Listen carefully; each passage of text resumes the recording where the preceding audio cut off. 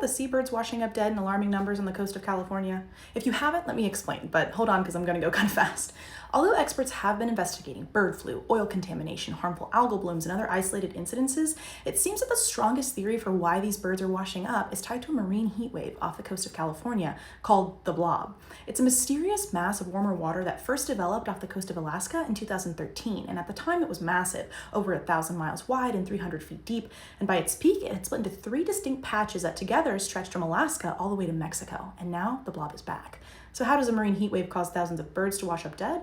It starts at the foundation of the food chain, plankton. They thrive in the cold, nutrient-rich waters off California's coast, but when the blob pushes warmer water in, it disrupts and devastates these plankton populations. That sets off a chain reaction. The small bait fish that feed on plankton are suddenly left without food, forcing them to dive deeper or migrate farther out in search of cooler waters where the nutrient-dense plankton are. And now larger marine animals, including seabirds, depend on those bait fish to survive. And when the fish move out of reach, seabirds are left without food and they begin to starve, triggering mass die-offs.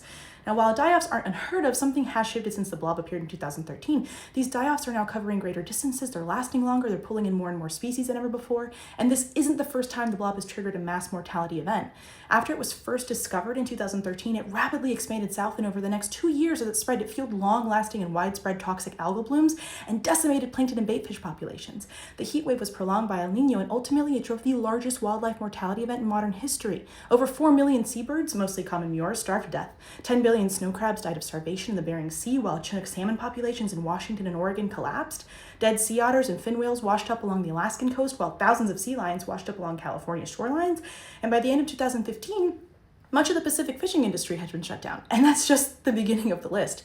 So no, we can't control marine heat waves, but anomalies like the blob show us just how drastically a shift in ocean temperature can create massive shifts through the ocean, throwing food webs and fisheries and weather patterns into complete disarray.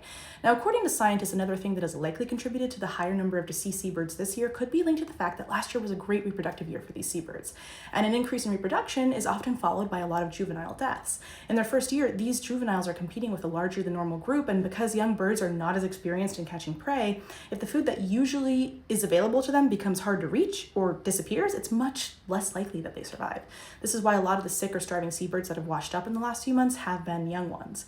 So as this marine heat wave goes into the hot summer months of a strong El Nino year, these strandings will continue. But now you can be more aware of what's happening, especially if you encounter it yourself at the beach. And if you do come across washed up wildlife, I've provided some information below on what you can do to help.